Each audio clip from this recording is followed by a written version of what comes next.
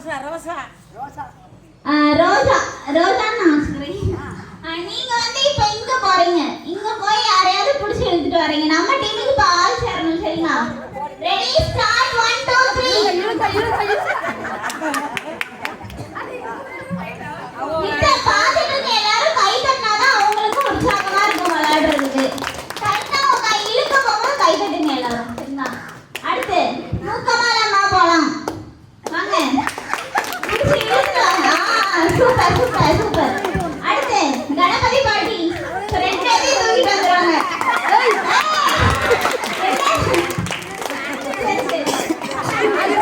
புஷ்பமணி